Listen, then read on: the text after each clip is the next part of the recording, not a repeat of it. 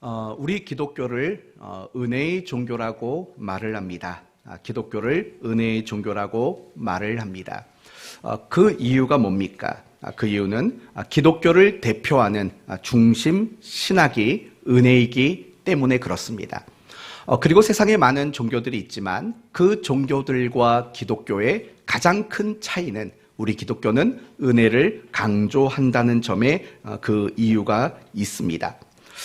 그렇다면 이 기독교가 은혜인 진정한 이유는 과연 무엇이겠습니까? 모든 것의 방법과 근거가 우리의 자격과 조건이 아니기 때문인 겁니다. 모든 방법과 근거가 우리의 자격이나 조건이 아닌 오직 믿음을 하나님이 우리에게 요구하시기 때문에 우리는 은혜의 종교다라고 말할 수 있는 겁니다. 이 은혜와 관련해서 가장 대표적인 주제를 하나 말한다면 바로 구원이라는 주제입니다. 구원이라는 주제인데 우리는 과연 구원을 어떻게 받습니까? 구원을 어떻게 받습니까? 우리의 자격이나 우리의 조건으로 구원을 받지 않습니다. 왜냐하면 우리의 자격과 조건으로 구원을 받도록 하셨다면 이 세상에는 구원받을 수 있는 사람이 아무도 없기 때문입니다. 왜 그렇습니까? 의인은 없나니 하나도 없기 때문에 그렇습니다. 모든 사람들이 죄인이기 때문에 그 죄인으로서 그 자격과 조건으로 구원에 도달할 수 있는 사람이 아무도 없습니다. 그래서 하나님이 그런 우리에게 자격과 조건이 되지 않는 우리를 구원하시기 위해서 구원의 방법으로 제시하신 것이 무엇입니까? 바로 믿음을 제시한 겁니다. 그래서 우리 기독교를 우리는 은혜의 종교다라고 말하고 있는 겁니다. 그렇다면 과연 믿음이란 무엇이겠습니까? 오늘 본문은 믿음을 대단히 강조하고 있습니다. 그러므로 오늘 말씀을 통해서 믿음이 무엇이며 또 믿음을 가진 사람들에게 나타나는 특징이 무엇인가를 함께 살펴보는 시간이 되려고 합니다. 오늘 우리는 40절에서 48절까지 읽었습니다. 그러나 여러분이 한 가지 기억하실 것은 오늘 본문은 50절까지가 하나의 본문이라는 것을 여러분이 좀 먼저 기억해 주시면 좋을 것 같습니다. 이제 40절 말씀을 보시면 예수께서 돌아오심에 무리가 환영하니 다 기다렸음이러라 라고 말합니다. 지금 예수님은 거라사인 지역에 가셨다가 다시 갈릴리 가버나움으로 오셨습니다. 그런데 중요한 것은 무엇이냐면 이 갈릴리 가버나움으로 오실 때까지 많은 사람들이 기다렸다라는 겁니다. 그리고 예수님이 다시 돌아오시자 사람들은 그 예수님을 대단히 환영했다라는 겁니다. 그런데 연이어서 오늘 본문을 보시면 예수님이 돌아오시기를 더 특별한 마음으로 기다리고 환영했던 한 사람을 소개합니다. 바로 그 사람이 누굽니까? 41절을 보면 회당장인 야이로라는 사람이 예수님이 다시 오시기를 그토록 특별히 기다렸던 사람으로 소개합니다. 그 이유가 뭡니까? 42절을 보면 이는 자기에게 12살 된 외딸이 있어 죽어가밀어라. 이 회당장 야이로가 예수님을 특별히 기다린 이유는 12살 먹은 외동딸이 어떤 병인지는 모르지만 지금 죽을 병에 걸렸고 지금 죽어가고 있기 때문이라고 말합니다. 그래서 그 예수님을 자신의 집으로 모셔가고 그 예수님으로 인해서 죽어가는 딸을 다시 고쳐보고 싶은 마음 때문에 그 예수님이 다시 돌아오기를 그토록 특별한 마음으로 간절히 기다렸던 겁니다. 이제 예수님께서는 그 회당장 야이로의 집으로 자리를 옮겨가고 있습니다. 그런데 말씀을 보시면 뭐라고 말하냐면 이런 말이 나옵니다. 예수님이 그 집을 향해 가는 가운데 굉장히 많은 사람들이 예수님을 애워쌌다라고 말합니다. 42절 중간에 보시면 예수께서 가실 때에 무리가 밀려들더라. 무리가 밀려들더라고 말합니다. 여기서 밀려든다라는 말의 원어의 뜻을 찾아보면 이런 뜻이 있더라고요. 질식할 정도로 사람들이 그렇게 몰려들었고 예수님을 애워쌌다라고 그렇게 묘사하고 있는 겁니다. 그런데 그 자리에는 예수님이 다시 오시기를 특별히 기다렸던 또 한 사람이 소개가 됩니다. 그 사람이 누구인 것 같습니까? 12해 동안 혈루증을 앓았던 바로 이 한 여인이 예수님이 오시기를 기다렸던 또 다른 특별한 사람이었다고 말을 합니다. 이 혈루증 여인은 그 많은 군중들 사이로 들어가서 예수님 몰래 예수님의 무엇을 만졌습니까? 옷자락에 손을 대고 옷자락을 만진 겁니다. 그리고 그 즉시 그녀의 혈루증이 완전히 고침을 받게 되었습니다. 그때 이 여인이 고침받은 이유가 무엇이라고 성경은 말하냐면 48절 말씀을 보시면 이런 말이 나옵니다. 예수께서 이르시되 딸아 내 믿음이 너를 구원하였다. 그러니까 이 혈루증 여인이 고침받은 이유가 뭐라고 말합니까? 이 여인이 가지고 있었던 믿음 때문이었다라고 말합니다.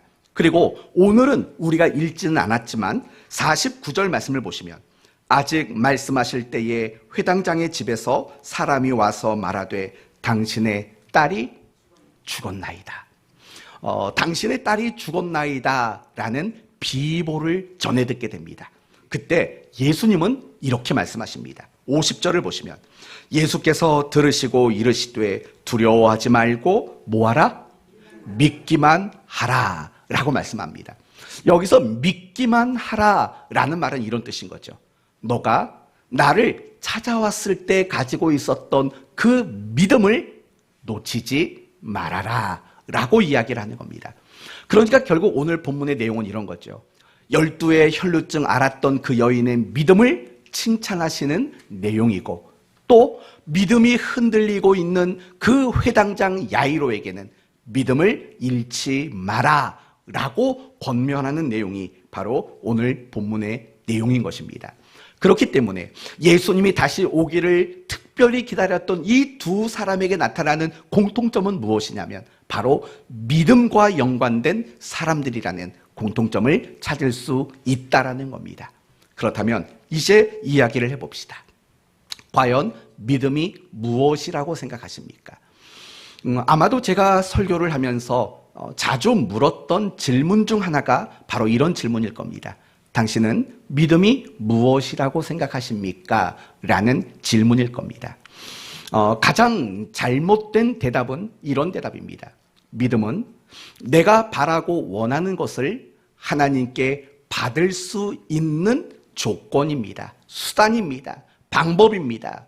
이렇게 대답하는 것은 가장 잘못된 방법인 겁니다. 왜냐하면 믿음이라는 것은 내가 하나님께 바라고 원하는 것을 받아내는 수단과 도구와 방법이 될 수 없기 때문에 그렇습니다. 그런데도 불구하고 많은 그리스도인들은 믿음을 늘 그런 식으로 생각합니다. 그래서 내가 받고 싶은 것들, 내가 바라고 원하는 것들이 있을 때마다 우리는 무엇을 남발하냐면 주여 믿습니다를 남발하는 경우들이 얼마나 많은지 모릅니다. 우리가 기도할 때도 보면 그래요. 굳이 주님 제가 믿습니다.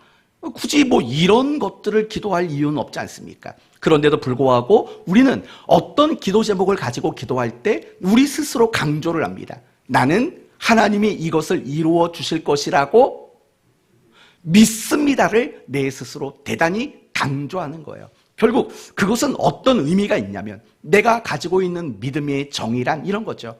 내가 하나님께 뭘 받고 싶어요. 그걸 받기 위해서 충족되어야 하는 것이 믿음이라고 여긴다라는 거죠. 그리고 어떤 순간에는 내가 바라고 원하는 것을 얻지 못할 때가 있어요. 그럴 때 우리는 스스로 어떻게 자책을 하냐면 이렇게 자책을 합니다. 하나님, 제가 믿음이 부족했나 봅니다. 내가 믿음이 적었나 봅니다 라고 스스로 자책할 때도 너무 많습니다. 그러니까 이 믿음과 관련해서 어떨 때는 남발하고 또 어떨 때는 스스로 자책하는 일들이 믿음과 관련돼서 우리 안에는 너무 많이 일어난다는 거예요. 그 이유가 뭐냐면 믿음이라는 것을 어떻게 생각하느냐, 내가 바라는 거, 내가 원하는 거, 내가 소원하는 거, 그것을 얻어내기 위한 수단과 방법으로 믿음을 생각하기 때문에 믿음을 남발하기도 하고 그 믿음 없음을 스스로 자책하는 일들이 자주 일어날 수밖에 없는 겁니다. 그러나 기억하셔야 합니다. 믿음은 절대로 무엇인가를 바라기 위해서, 얻기 위해서 쓰여지는 수단이나 도구나 방법이 될 수가 없습니다. 그것은 기독교 신앙이 아니기 때문에 그렇습니다. 기독교 신앙이란 내가 바라고 원하는 것을 얻어내는 것을 목적하지 않습니다. 그러면 우리 기독교 신앙의 목적은 무엇입니까?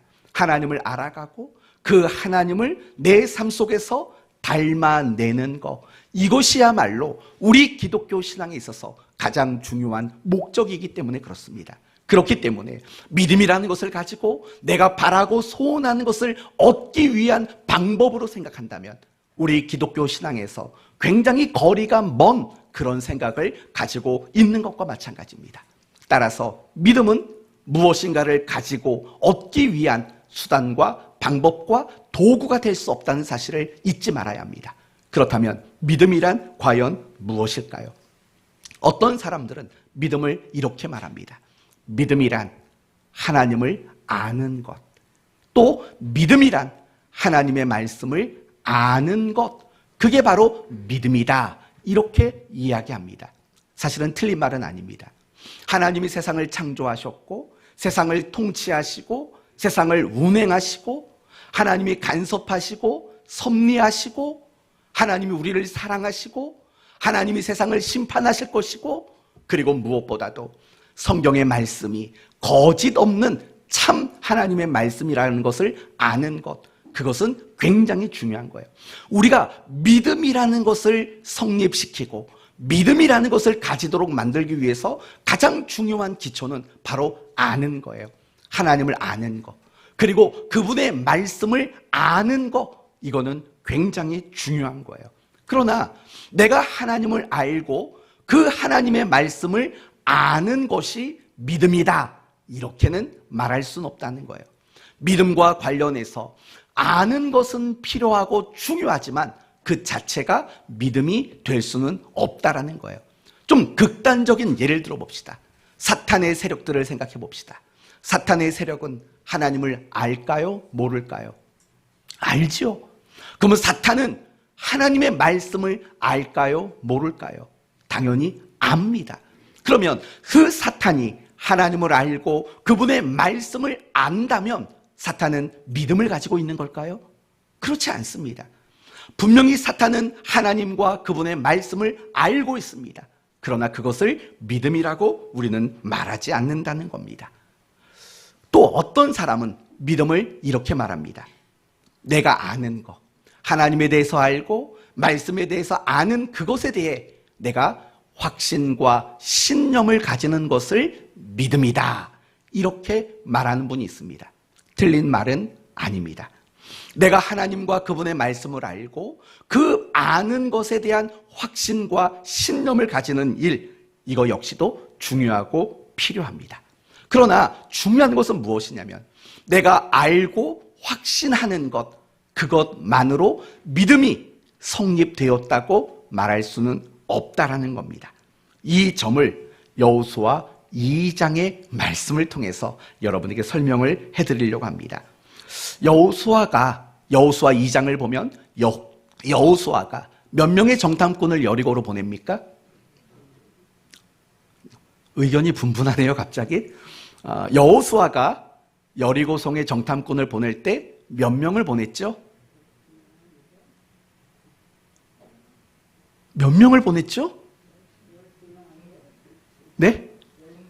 서진이 뭐라고요? 2명. 정답이에요. 2명을 보냈어요. 여러분, 왜 2명을 보냈을까요? 모세는 가나안을 정탐할 때 12명을 보냈다고요. 근데 이제 깨달으셨어요? 근데 여호수아가 여리고성을 정탐할 때는 2명을 보냈어요. 아마도 어떤 의미가 있었겠죠. 왜냐하면 모세가 12명을 보냈을 때 정말 믿음으로 보고했던 사람이 몇 명이었습니까? 2명이었기 때문이죠. 아마도 여리고 성에 2명을 보낸 것은 그 성 자체가 그렇게 크지 않기 때문인 것도 있고, 그러나 2명을 보내면서 생각했던 것들은 그러겠죠. 믿음의 눈으로 돌아보고 오라는 거겠죠. 아마도 그런 의도가 그 속에 충분히 있을 것이라고 생각이 듭니다. 2명을 보냈습니다. 그런데 이 정탐꾼이 여리고 성에 들어가자마자 금방 발각이 되고 맙니다. 소문이 난 거죠. 왕에게 이야기가 전해졌습니다. 우리 성에 정탐꾼이 들어왔습니다.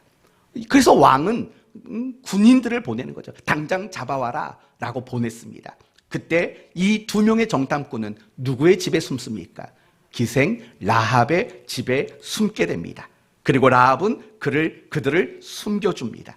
그리고 라합은 그 2명의 정탐꾼들에게 이렇게 말합니다. 여호수아 2장 9절에서 12절 말씀 한번 들어보도록 하겠습니다.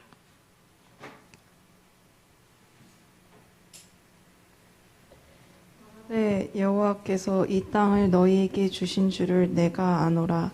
우리가 너희를 심히 두려워하고 이 땅 주민들이 다 너희 앞에서 간담이 녹나니 이는 너희가 애굽에서 나올 때에 여호와께서 너희 앞에서 홍해물을 마르게 하신 일과 너희가 요단 저쪽에 있는 아모리 사람의 두 왕 시온과 옥에게 행한 일을 곧 그들을 전멸시킨 일을 우리가 들었음이니라. 우리가 듣자 곧 마음이 녹았고 너희로 말미암아 사람이 정신을 잃었나니 너희의 하나님 여호와는 위로는 하늘에서도 아래로는 땅에서도 하나님이시니라. 그러므로 이제 청하노니 내가 너희를 선대하였은즉 너희도 내 아버지의 집을 선대하도록 여호와로 내게 맹세하고 내게 증표를 내라. 아멘. 좋죠, 이렇게 읽어주니까. 네. 간단히 우리 지육 청년이 읽었던 내용을 요약하면 이런 거죠. 여리고 성에 살던 사람들이 하나님께서 이스라엘 백성들을 위해서 애굽에서 하신 일, 홍해에서 하신 일, 그리고 광야에서 하신 일, 그리고 앞으로 하게 되실 일들에 대한 소문을 들었다는 겁니다. 그래서 알았다라는 겁니다. 그런데 중요한 것은 무엇이냐면 이 소문을 듣고 그들이 알아서 그들의 모습이 어땠냐면 이렇게 말합니다. 두려워했고 간담이 녹았고 마음이 녹았고 정신을 잃게 되었다라고 말합니다. 여러분, 그들이 소문을 듣고 알았습니다. 그런데 간담이 녹고 마음이 녹고 정신을 잃게 되었다고 말합니다. 이럴 수 있었던 이유는 뭘까요? 확신을 했기 때문인 거죠. 그렇죠? 하나님이 반드시 약속하신 앞으로 하겠다고 말씀하신 그 말씀을 이룰 것에 대한 확신이 있으니까 여리고 성에 살던 사람들이 너무나도 두려웠던 겁니다. 그렇다면 결국 이 여리고 사람들에게는 2가지가 다 있었던 겁니다. 첫째는 아는 일이 있었고 또 하나는 그 들어서 안 일에 대한 확신이 있었다라는 겁니다. 그러면 이 여리고 성 사람들을 향해서 우리는 믿음이 있다라고 말할 수 있겠습니까? 그렇지 않다라는 겁니다. 우리가 믿음이라는 것을 이야기할 때 항상 그 출발점은 무엇이냐면 아는 겁니다. 하나님에 대해서 알고 하나님의 말씀에 대해서 아는 것으로부터 믿음은 시작됩니다. 그리고 그 아는 것을 이어서 그 말씀을 확신하는 것으로 단계를 거쳐갑니다. 그러나 이거는 과정일 뿐입니다. 정말 믿음이 성립하기 위해서는 정말 중요한 한 가지가 더 남아 있습니다. 그게 뭐라고 생각하십니까? 아는 것, 확신과 신념을 가지는 것, 그리고 마지막으로 한 가지가 남았죠. 그게 뭐라고 생각하십니까? 바로 알고 확신하는 그 일에 대해서 반응을 나타내는 겁니다. 그것이 바로 믿음의 성립이라고 말할 수 있는 겁니다. 하나님의 말씀을 알고 그것을 확신하고 그 말씀에 대하여 올바르고 정당하게 반응을 나타내는 것, 그게 바로 성경이 말하는 믿음이다라고 말할 수 있다는 겁니다. 다시 한번 기생 라합에 대해서 생각해 봅시다. 라합은 들어서 알았습니다. 그리고 확신을 가졌습니다. 그래서 그가 한 일이 뭡니까? 정탐꾼들을 숨겨주고 그들을 도망가도록 만들었고 또 그들에게 이런 부탁을 합니다. 너희들이 이 성을 점령할 때 나와 내 가족을 기억하고 선대해 주도록 약속해달라 라고 요구를 합니다. 반응을 보이는 겁니다. 그것이 바로 믿음이라는 겁니다. 그래서 히브리서 11장에는 라합에 대해서 이렇게 말합니다. 믿음으로 기생 라합은 정탐꾼을 평안히 영접함으로. 그런 반응을 나타낸 것을 그녀가 가졌던 믿음이라고 정의하고 있다라는 겁니다. 그리고 여러분이 잘 아시는 야고보서 2장 17절 말씀을 보시면 이런 말씀이 나오죠. 이와 같이 행함이 없는 믿음은 그 자체가 죽은 것이라고 말하죠. 행함이 없는 믿음이 죽은 거랍니다. 다시 말하면 반응하지 않는 것은 결코 진정한 믿음이라고 말할 수 없다라는 말인 것입니다. 그러면 우리는 믿음이라는 것을 하나 정리할 수 있는 겁니다. 믿음은 하나님과 그분의 말씀을 알고, 그 다음에는 확신하고, 그리고 그 다음에는 반응하는 것. 이것이 바로 성경이 우리에게 말하는 믿음의 모습이었다라는 겁니다. 반응하는 것. 이것이 믿음을 완성시키는 가장 중요한 요소라는 겁니다. 오늘 본문에 나오는 회당장 야이로를 보십시오. 예수님에 대한 소문을 들었겠죠. 알았겠죠. 그리고 확신을 가졌겠죠. 그래서 한 일이 뭡니까? 예수님 앞에 나와서 엎드려 예수님께 간청했지 않습니까?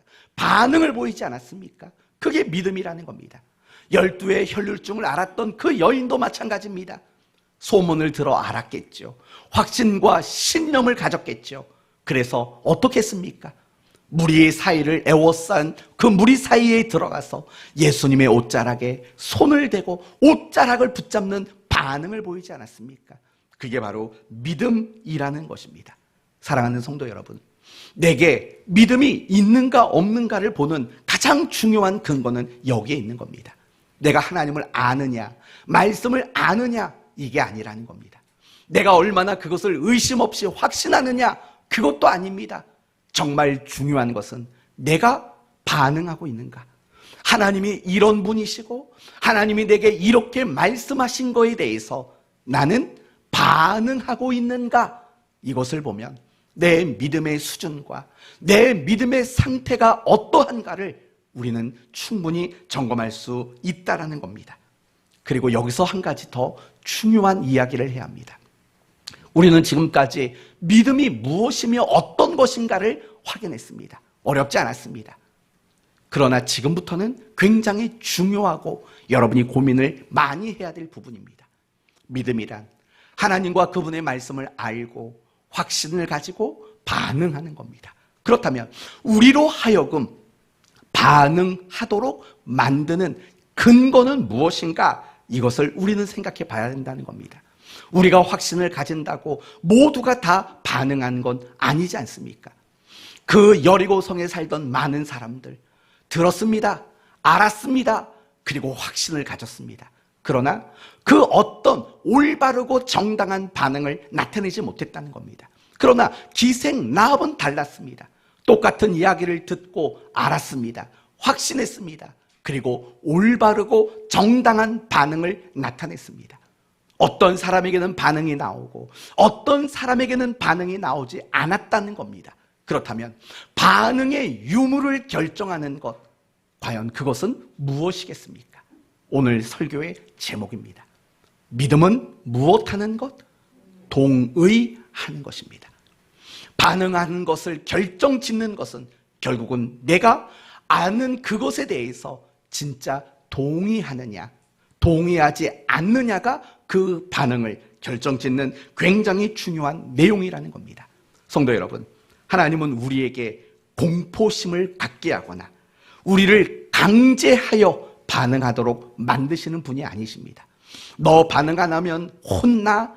이런 식으로 우리에게 반응을 요구하는 분이 아닙니다. 하나님은 항상 우리에게 반응을 원하시죠. 그러나 그 반응은 어떤 반응이냐면 내가 듣고 확신하여서 그것을 내 스스로 동의함으로 이루어지는 반응을 하나님은 원하고 계신다는 겁니다. 여기서 우리는 아주 중요한 한 가지를 깨달을 수 있게 됩니다. 바로 이런 겁니다. 내가 신앙생활을 오래 하지만 왜 우리의 신앙은 성장이 더딘가? 왜 성장이 잘 되지 않는가? 왜 변화가 잘 일어나지 않는가? 성도 여러분, 이유는 여기에 있는 겁니다. 내가 몰라서가 아닙니다. 내가 확신이 없기 때문이 아닙니다. 무엇을 하지 않은 거냐면 내가 그 일에 대하여 동의하는 일들을 하지 않기 때문인 겁니다. 우리가 신앙이 성장하는 것, 사실 그것은 다른 것이 우리를 성장시키는 게 아니에요. 내가 하나님의 말씀 앞에, 하나님이 나를 향한 어떤 요구 앞에 내가 진정 그것을 동의할 때 내 믿음은 성장하는 거고 내 안에 그런 놀라운 변화들이 일어날 수 있게 된다는 겁니다. 회당장 야이로, 혈루증 여인 모두가 다 하나님의 능력과 그 예수님의 사랑에 대한 동의가 있었던 겁니다. 그러니까 엎드리는 거죠. 그러니까 예수님의 옷자락을 만지는 그 일들을 할 수 있었다라는 겁니다. 전 이게 정말 중요하다고 생각합니다. 우리가 하나님을 향하여 동의함이 없으면, 동의하지 않는다면 우리는 절대로 믿음이라는 것을, 반응이라는 것을 나타낼 수 없기 때문인 겁니다. 종종 부모는 자식에게 올바른 권면을 합니다. 예를 들면 이런 말 하는 거죠. 공부 열심히 해야 돼. 정직해야 돼. 착해야 돼. 항상 예의 바라야 돼. 우리는 부모는 자식들에게 늘 그런 권면을 줍니다. 틀린 말입니까?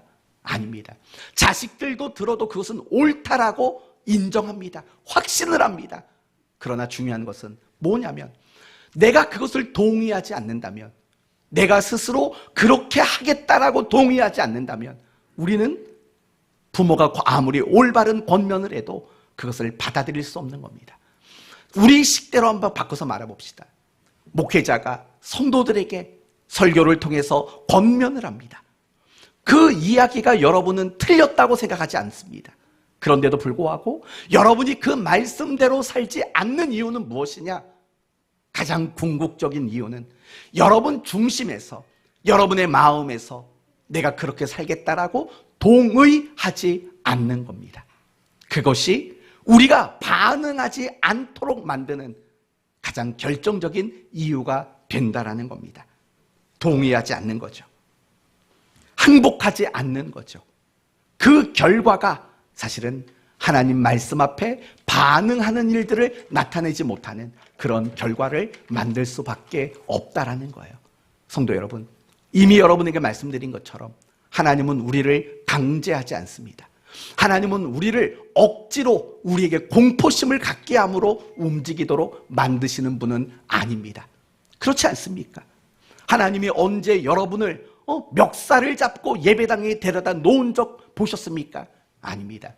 여러분이 이 예배당에 나와서 예배를 드리는 것은 결국 무엇입니까? 하나님이 나에게 요구하시는 것들, 하나님의 그 요구 앞에 여러분이 무엇을 했기 때문에 가능한 일이었습니까? 동의한 거라고요.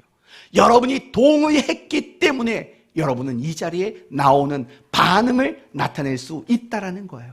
그러나 너무나 많은 그리스도인들이 가지는 치명적인 약점은 뭐냐면 듣고 알고 확신하는 자리에 늘 머무르는 거죠. 반응하지 못하는 거죠. 이유는 사실은 내가 내 중심에서 그 하나님이 원하시는 바에 대해서 동의하지 않는 겁니다. 그 동의가 없기 때문에 우리가 오랜 세월 신앙생활을 했지만 우리의 믿음이 좋아질 수 없는 거죠. 성장할 수 없는 그런 우리가 될 수밖에 없는 겁니다. 그러면 이렇게 정리할 수 있는 겁니다. 믿음이란 무엇입니까? 하나님과 그분의 말씀을 아는 것, 확신하는 것, 그리고 동의함으로 반응을 나타내는 것. 이게 성경이 말하는 믿음의 과정이고 믿음의 정의라고 말할 수 있는 거예요. 저는 여러분이 이걸 잘 기억했으면 좋겠어요. 알고 확신하고 여러분이 기꺼이 스스로 하나님 앞에 그 말씀에 대해서 동의하고 반응을 나타내는 것. 이런 믿음의 소유자가 여러분 모두 되시기를 바랍니다. 오늘 본문을 보면은요, 이 믿음과 관련해서 또 한 가지 중요한 사실을 깨달을 수가 있습니다. 그것은 바로 이런 거예요. 믿음은 항상 무엇으로 나타나냐면 간절함으로 나타난다라는 거예요. 뭘로 나타난다고요? 간절함으로. 정말 믿음을 가진 사람은요, 늘 간절함, 절실함, 절박함, 이런 것으로 특징을 나타낸다라는 거예요.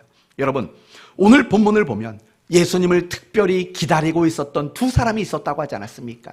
그중 첫 번째는 누구죠? 회당장 야이로입니다. 그러면 여러분, 회당장은 뭐 하는 사람입니까? 말 그대로 회당의 장인 거죠. 회당 안에서 이루어지는 모든 업무를 총괄하고 책임지는, 결정지는 사람이 바로 회당장인 겁니다. 조금 더 구체적으로 말하면 그 시대 회당 안에서는 작은 재판도 열렸어요. 재판. 그 재판의 결정권이 바로 회당장에게 있었던 겁니다. 이 회당 안에서는 예배도 드렸어요. 그 예배에 쓰여지는 두루마리 성경, 이 성경을 보관하고 지키는 역할도 회당장의 책임이었어요. 그리고 이 두루마리를 가지고 어느 본문의 내용을 설교할 것인가를 결정하는 것도 회당장이 있어요. 그리고 그 본문의 내용을 가지고 어떤 랍비가 설교할 것인가를 결정하는 것도 회당장이 했다고요. 그리고 더 나가서 회당장은 그 랍비가 설교한 내용을 심사하는 일까지도 회당장이 했다고요. 그러니까 이 회당장은 사회적으로 대단히 영향력 있는 사람이었다고 말할 수 있는 거죠. 조금 더 구체적으로 말한다면 이거죠. 유대 사회를 대표하는 사람이 회당장이에요. 그리고 예수님을 미워하고 반대했던 바리새인과 서기관, 그들과 같은 그룹에 속했던 사람들이 바로 회당장이었다는 거예요. 그러면 이런 배경을 가지고 한번 생각해 보세요. 그런 회당장이 바리새인과 서기관들이 그토록 미워하고 반대하는 예수님 발 앞에 나와 엎드려 예수님께 간청하는 이 모습은 과연 쉬운 일이라고 말할 수 있겠습니까? 결코 쉬운 일이 아닌 거죠. 어려운 일인 거죠. 그럼에도 불구하고 회당장 야이로가 예수님 발 앞에 엎드릴 수 있는 그 일을 할 수 있었던 이유가 뭐냐면 뭐가 있었기 때문일까요? 간절함이 있었던 거죠. 내 딸을 고쳐주시기를 바라는 그 간절함이 그 마음속에 있었기 때문에 그 믿음의 일들을 할 수 있었다라는 겁니다. 12에 앓던 이 여인도 한번 생각해 보십시오. 혈루증입니다. 여러분, 혈루증이 뭡니까? 쉽게 말하면 월경입니다. 그런데 지속적인 월경인 겁니다. 지속적인 월경. 계속해서 하혈을 하는 이런 병이 바로 혈루증이라는 병인 겁니다. 그런데 이건 병 자체로도 그 사람을 힘들게 만드는 병입니다. 그러나 종교적으로도 이 병은 그 여인을 굉장히 힘들게 만들었어요. 왜냐하면 레위기 15장 말씀을 보시면 이 혈루증 또는 유출병, 이런 것들을 뭐라고 정의를 내리냐면 부정하다라고 정의를 내려요. 사람이 몸 밖으로 피가 나온다라는 것을 부정한 상태라고 성경은 언급을 한다고요. 그러면서 뭐라고까지 얘기하냐면 그 부정한 여인이 앉은 의자, 그 부정한 여인이 손을 댄 곳, 그 부정한 여인과 만난 사람들 모두가 어떻게 되냐면 다 부정한 사람이 되고 마는 거예요. 여러분, 그걸 생각해 보세요. 12년 동안 끊임없이 하혈을 해왔다고요.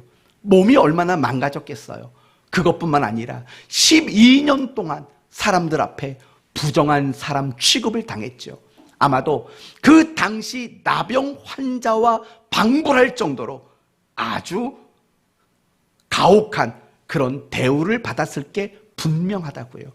그런데 여러분, 그런 여인이 지금 예수님을 애워싸고 있는 무리 사이에 끼어들었다고요.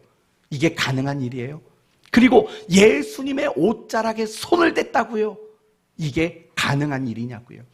분명히 그 여인은요, 자기가 그런 일을 하면 안 된다라는 걸 분명히 알고 있었을 거라고요. 그래서 예수님이 이렇게 말하죠. 누가 내 옷에 손을 댔느냐? 능력이 나갔다 라고 말했을 때 사실은 이 여인은 처음에는 아무 말도 못했다고요. 왜요? 말하면 어떻게 되는데요? 큰일 나잖아요. 그럴 수 없는 여인이 그런 일을 한 거잖아요. 그렇다면 여러분, 이 여인이 예수님의 옷자락을 만질 수 있었던 그 원동력은 뭐냐고요? 사실은 간절함인 거예요. 간절함.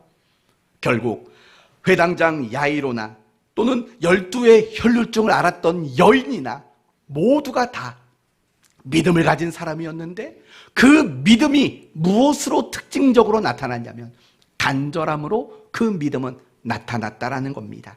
이게 중요한 겁니다. 항상 믿음은요, 하나님을 향해서 간절함으로 표현이 돼요. 믿음은 항상 하나님을 향해서 간절함으로 나타나고 증명이 된다는 거예요. 이 이야기를 마가복음 10장에 소경 바디메오의 이야기로 한 번 더 말씀을 드릴게요. 소경이에요. 맹인이에요. 예수님을 볼 수가 없어요. 그런데 귀로 그 소리를 들었어요. 예수님이 지나가신데 소리로 들었어요. 그 소리를 듣자마자 바디메오는 어떻게 했습니까? 다윗의 자손 예수여 나를 불쌍히 여기소서라고 외친다고요. 사람들이 구박을 해요. 조용히 해. 너까지 게 이렇게 소리치면 안 돼. 사람들이 무시하고 꾸중을 했다고요. 그런데도 불구하고 더 소리 높여서 다윗의 자손 예수여 나를 불쌍히 여기소서라고 외쳤다고요. 그때 예수님이 이렇게 말씀하셨어요. 내 믿음이 너를 구원하였느니라. 여러분, 그렇다면 지금 예수님이 바디메오를 향해서 믿음이 너를 구원했다고 말했어요. 그러면 뭘 보고 믿음이 있다고 말했을까요? 다윗의 자손이라고 외친 거요? 아닐 겁니다. 왜냐하면 예수님이 예루살렘에 입성하셨을 때 많은 사람들이 종려나무가지를 흔들면서 외쳤던 말이 바로 그 말이잖아요. 다윗의 자손으로 오시는 이여 외쳤잖아요. 그런데 그들이 며칠 못 돼서 어떻게 바뀝니까? 빌라도에게 재판을 받을 때 예수를 십자가에 못 박아 죽이라고 외친 사람들로 그들이 바뀌지 않습니까? 다윗의 자손이라고 외쳤던 그 외침이 믿음을 증명하는 게 아니에요. 예수님이 바디메오를 보면서 너가 다윗의 자손이라고 외쳤으니까 믿음이 있구나, 그걸 말한 게 아니라고요. 예수님이 바디메오를 보며 무엇을 보며 그에게 믿음이 있다고 말했냐면 그의 간절함인 거예요. 그의 절박함이라는 거예요. 그게 결국에는 이 바디메오가 가지고 있었던 믿음의 특징이었다고 예수님이 말씀하고 있다라는 거예요. 이게 중요한 거예요. 믿음은 눈에 보이질 않아요. 그렇죠? 눈에 보이지 않는다고요. 그러나 눈에 보이지 않는 믿음임에도 불구하고 그 믿음은 반드시 나타나게 돼 있어요. 어떻게 나타나냐면 간절함으로, 절박함으로 항상 믿음은 나타날 수밖에 없는 거예요. 그렇다면 다시 한번 내 신앙을 점검하는 기준이 뭐냐면, 시금석이 뭐냐면 이런 거죠. 나에게는 간절함이 있는가? 나는 신앙생활 가운데 간절함이 있는지, 나는 신앙생활 가운데 절박함이 있는지, 이걸 점검하는 것이 내 신앙을 점검하는 굉장히 중요한 근거가 될 수 있다라는 거예요. 만약에 간절함이 없다면 그거는 내 신앙의 건강함을 잃어버린 거예요. 반대로 내 안에 하나님을 향한 간절함, 절박함이 있다면 여러분은 신앙의 건강함을 가지고 있다라는 거예요. 간절함이 이렇게 중요한 거예요. 내가 믿음을 가지고 있다는 것을 입증하거든요. 증명하거든요. 간절함이 말입니다. 그리고 간절함이 중요한 또 한 가지 이유는 뭐냐면 우리의 신앙을 성장시킨다라는 굉장히 중요한 이유를 가지고 있는 거죠. 여러분, 여러분이 불편해할 만한 질문을 하려고 합니다. 들어보시고 스스로 답해 보십시오. 여러분은 신앙생활을 몇 년 했습니까? 그리고 여러분이 신앙생활한 만큼 여러분은 성장하셨습니까? 라고 묻는다면 뭐라고 답하시겠습니까? 어떤 분은 예 목사님, 제가 신앙생활한 연수만큼 저는 성장했습니다 라고 말할 사람이 있고, 어떤 사람은 아니요, 내가 신앙의 연수만큼 내 신앙이 성장하지 못했습니다 라고 말할 분도 있을 거라고요. 그렇다면 과연 신앙의 성장의 그 차이를 결정지었던 것들이 과연 뭔가를 생각해 봐요. 다시 우리 지금 이 자리를 예를 들어 볼게요. 우리는 같은 공간에 있어요. 같은 시간 속에 있어요. 똑같은 목사에게 똑같은 본문에서 똑같은 설교를 듣는다고요. 그러나 이곳에 모인 여러분 모두가 똑같은 유익을 얻지는 못할 거라고요. 어떤 분들은 지금 말씀을 들으면서 신앙의 유익을 많이 얻는 사람도 있을 거라고요. 없나요? 그러나 반대로 어떤 분들은 똑같은 곳에 있지만 아무런 신앙의 유익을 얻지 못하는 분도 있을 거라고요. 그렇다면 도대체 어떤 사람은 같은 자리에서 유익을 얻지만 왜 어떤 사람은 같은 자리에서 유익을 얻지 못하는가? 그걸 결정짓는 점은 무엇인가?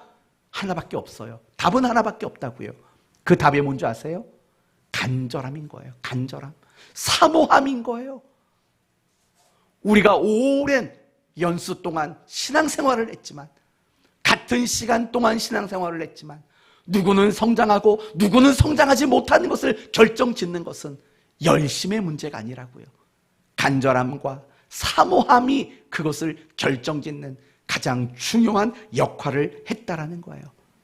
항상 간절함은 우리의 신앙을 성장하도록 만들어요.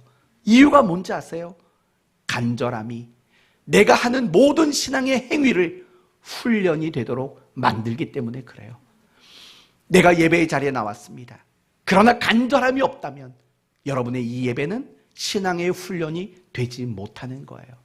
여러분이 교회 안에서 어떤 일을 했습니다.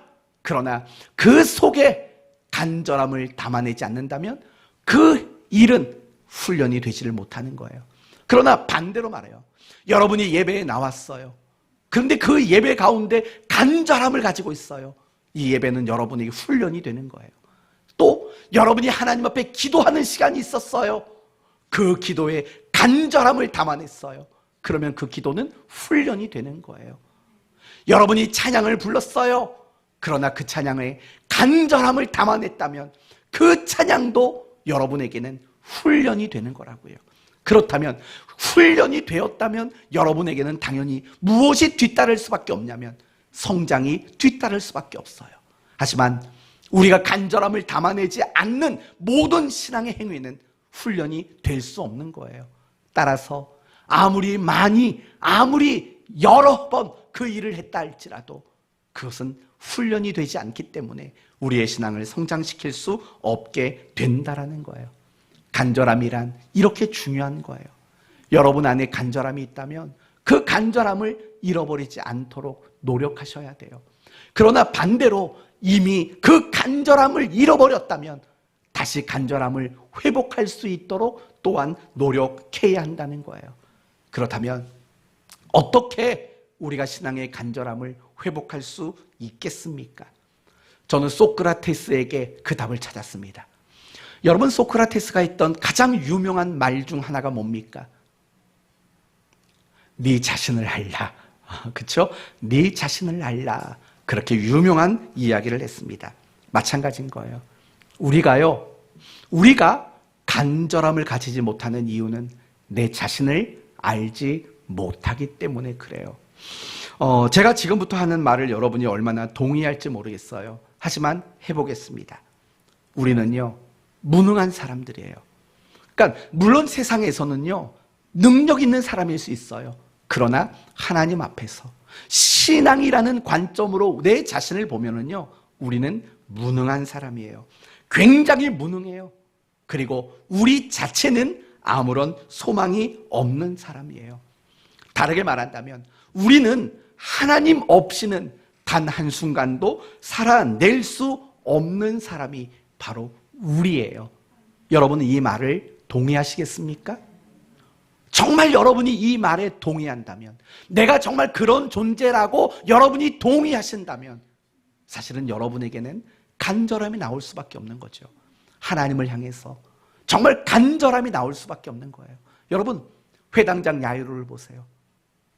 야이로는요, 예수님이라면 죽어가는 내 딸을 고칠 수 있을 거라고 인정했다고요. 내 힘으로는 고치지 못해요. 그러나 예수님은 고칠 수 있을 거라고 확신했다고요. 그러니까 간절함이 나온 거죠. 12의 혈루증 앓는 여인을 보십시오. 12년 동안 온갖 의사들을 찾아갔지만 아무 소용이 없었다고 말해요, 성경은. 그렇지만 예수님은 자신의 병을 고칠 수 있을 거라고 확신을 가진 거죠. 그리고 그 마음이 그녀로 하여금 간절한 마음을 가지도록 만든 거죠. 나는 무능력하고 세상의 의사들도 나를 고칠 수 없다. 오직 나를 도와주실 분은 예수 그리스도밖에 없다. 라는 이 자기 정체성을 깨달았을 때, 자신의 존재가 얼마나 무능력한가를 깨달았을 때 비로소 간절함이라는 것이 그들 모습 속에 담겨질 수 있게 되었다라는 거죠. 하지만 우리는 그런 게 없는 거예요. 나는 하나님 없이 살 수 없습니다. 사실은 이론과 지식 속에서는 그런 말이 나와요. 하지만 실제적으로 우리의 삶을 보면은요, 그렇지 않은 것 같아요. 내 힘으로 얼마든지 살 수 있을 거라고 우리는 생각을 한다고요. 그러니까 하나님께 매달리지 않는 거죠. 그러니까 하나님 앞에 정말 절박한 심정을 꺼내놓을 수가 없는 거죠. 절박하지 않은 거죠. 왜요? 내가 할 수 있는데, 내가 할 수 있는 건데. 그렇지 않습니까? 저희 딸이 저를 간절하게 찾아올 때가 있어요. 언제인 줄 아세요? 자기 힘으로 못할 때 찾아와요. 항상 찾아와요. 맨날 이 과자 봉투 따달래요. 아직도 힘이 없어가지고. 그냥 만약에 자기가 그걸 스스로 할 수 있을 거라고 생각하면 그 과자 들고 찾아와서 아빠가 세상에서 제일 좋아요. 아빠가 세상에서 제일 잘생겼어요. 요 따위 소리를 할 이유가 없는 거죠. 그렇죠? 근데 자기 힘으로 못하니까, 자기 힘으로 못하니까 절박한 심정에서 거짓말을 막 늘어놓는 거죠. 그런 거예요. 우리가 신앙생활하는데 왜 하나님께 대한 간절함이 없을까? 왜 예배에 대한 간절함이 없을까? 생각해 보면은요, 그거죠. 아니, 하나님이 없어도 살만하다고 생각하는 거예요. 영적인 교만인 거죠. 영적인 자만심인 거죠. 그리고 영적인 착각인 거죠. 그런 것들을 가지고 있는 사람들은요, 아무리 하나님을 안다고 말해도 사실은 절대로 간절할 수가 없어요. 절대로 절박할 수가 없는 거예요. 여러분에게는 이 간절함이 필요한 거예요. 내 자신을 알아야죠. 내 자신. 정말 하나님 앞에서 정말 내 자신을 보면 아무런 소망이 없고 무능력하고 내 스스로 의의를 만들 수도 없고 내 스스로 하나님이 원하시는 일을 이루어낼 수 없는, 정말 하나님 없이는 살 수 없는 내가 그런 존재라는 뼈저린 마음을 가져야지만 우리는 간절하고 절박한 이 마음이 우리 안에 생기는 거예요. 여러분이 하나님 말씀 안 듣고 불순종하고 그렇게 살다 보면 때로는 하나님이 여러분에게 어려움을 겪도록 만들 때가 있지 않습니까? 왜 그럴까요? 알라는 거죠. 네 자신을 알라. 그렇죠? 내 자신을 알라. 정말 우리가 하나님 없이는 살 수 없는 그런 존재라는 것을 뼈저리게 깨달으라고 그런 순간들을 겪게 하시는 거죠. 사랑하는 성도 여러분, 간절함이 있으신가요? 확인시켜 드릴게요. 여러분 안에 정말 간절함과 절실함이 있는가를 확인시켜 드릴게요. 이렇게 물어보면 돼요. 여러분, 기도하십니까? 정말 매일매일마다 기도하며 살고 계십니까? 왜냐하면 정말 간절한 사람들에게는 나올 수밖에 없는 특징이 결국은 기도이기 때문에 그래요. 여러분이 매일매일마다 기도하며 살아가신다면 간절함이 있는 거예요. 그러나 하루하루를 살면서도 내가 하나님 앞에 기도함이 없다면 내 마음에는 간절함이 없는 거예요. 간절함이 없어요. 그 말은 곧 무슨 말이라고요? 나는 하나님 없이도 내 힘으로 얼마든지 재밌게 살 수 있습니다 라는 영적인 자만심이 여러분의 마음에 가득 차 있다라는 증거인 거예요. 여러분은 기도가 뭐라고 생각하십니까? 저는 오늘 말씀을 보면서 기도를 이렇게 말씀을 드리고 싶었어요. 기도는 예수님 발 앞에 나와 엎드리는 게 기도예요. 기도는요, 예수님을 애워싼 무리 사이를 헤집고 들어가서 어떻게든 간에 예수님의 옷자락을 만져보겠다라는 그 자세가 기도라고요. 기도는 이런 거예요. 내 힘으로, 세상의 힘으로도 나는 살 수 없고 오직 하나님이 도와주셔야지만 살 수 있는 존재. 그래서 나는 하나님 앞에 할 수 있는 것이 오로지 도와달라고 호소하는 것 말고는 할 수 있는 것이 없다라고 인정하는 사람들, 바로 그런 사람들이 하는 신앙의 행위가 바로 기도라는 거예요. 이제 이런 것들을 여러분은 잘 생각해 보셔야 돼요. 나는 매일매일을 정말 하나님 앞에 기도하며 그렇게 살고 있는가? 그게 없다면 정말 미안하지만 여러분에게는 간절함이 없는 거예요. 그리고 그 간절함이 없다라는 것은 여러분이 믿음이 연약한 사람이라는 뜻이기도 한 겁니다. 이제 말씀을 마치겠습니다. 믿음이라는 것은 하나님과 하나님의 말씀을 아는 것이며 더 나아가서 그 아는 바에 대해 확신을 가지는 것이며 그 확신을 근거로 동의하여서 반응을 나타내는 것, 이것이 바로 믿음인 겁니다. 그리고 이런 믿음을 가지고 살아가는 사람에게 나타나는 특징은 간절함과 절박함이며 그 간절함과 절박함을 가진 자들에게 나타나는 신앙의 행위는 뭐라고요? 기도라고 말씀을 드린 겁니다. 저는 여러분 모두가 하나님에 대하여 동의할 줄 아는 사람이 되셨으면 좋겠어요. 지금까지도 그랬지만 앞으로도 하나님은 여러분에게 공포심을 주지 않을 겁니다. 강제하지 않을 겁니다. 여러분이 자발적으로 스스로 동의하기만을 하나님은 기다리실 겁니다. 제발 이제는 동의하는 새해를 사십시오. 그래야 반응이 나오는 겁니다. 그래야 간절함과 기도하는 삶이 가능할 수 있는 겁니다. 저는 이 한 주간 여러분 모두가 예수님 발 앞에 엎드린 야이로가 되기를 바라고, 여러분 이 한 주간 예수님의 옷자락을 붙잡았던 혈루증 여인이 되었으면 좋겠습니다. 그리고 올 한 해 무엇보다도 저와 여러분 모두가 기도에 열심을 내는 성도가 되었으면 좋겠습니다. 이런 믿음으로 살아갈 때 주의 도우심을 경험하는 기쁘고 복된 인생 살아가기를 예수님의 이름으로 축원드립니다. 아멘. 기도합시다. 하나님 감사합니다. 오늘 믿음이란 하나님을 알고 확신하고 그리고 동의함으로 반응을 나타내는 것, 이것이 믿음이라는 것을 배웠습니다. 매일매일의 삶에 하나님을 향해 동의할 수 있는 우리 성도들 모두가 되게 하시옵소서. 이런 믿음을 가진 사람들, 간절함과 절박함이 나타나고 결국은 기도하는 삶에 열심 낼 수밖에 없다고 배웠습니다. 우리 성도들 모두가 올 한 해 열심히 기도하는 간절한 심령 되게 하여 주옵소서.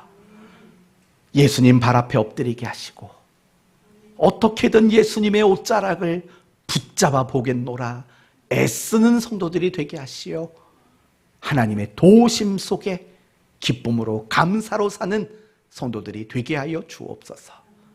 예수님의 이름으로 기도 올리옵나이다. 아멘.